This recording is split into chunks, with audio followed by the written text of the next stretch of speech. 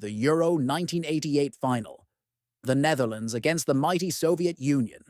The Dutch chasing their first ever trophy. Arnold Muren floats in a cross that seems too high, too wide. Any other player would control it. Van Basten doesn't think like others. He swings his right boot and the ball arcs into the far corner. Even his teammates can't believe it. Rinus Michels, the legendary Dutch coach, simply throws up his arms in disbelief. That goal became the symbol of Dutch footballing artistry and one of the greatest strikes ever scored. But this genius wasn't born overnight.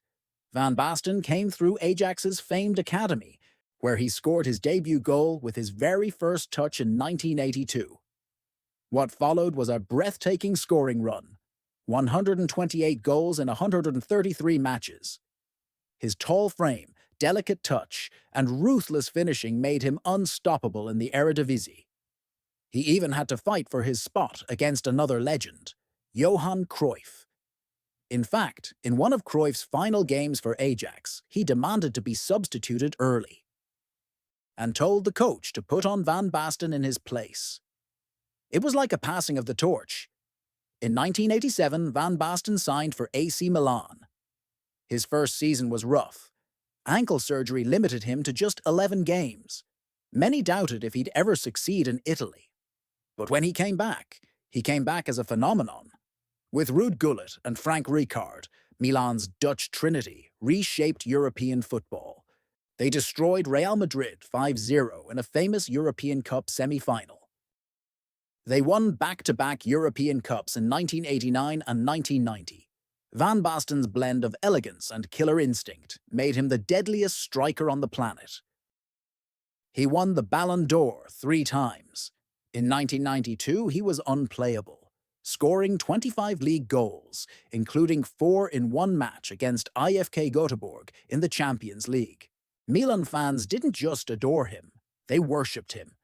But beneath the glory was constant pain. Van Basten's ankles were shattered from years of tough tackles and overplaying. Surgery after surgery followed. By 1993, he made a desperate final attempt to play again. But every step was agony. His last official match came against Marseille in the 1993 Champions League final. He limped off the pitch, knowing deep down it was over. He was only 28. At an age when strikers usually peak, Van Basten's career was already gone. He later admitted, "I couldn't even walk properly anymore. Football was my life, but I had to let it go." For years, Van Basten disappeared from the game, even refusing to watch football. It hurt too much. Eventually, he returned as a coach, but his legend wasn't in tactics or sidelines. It was in those fleeting years of brilliance.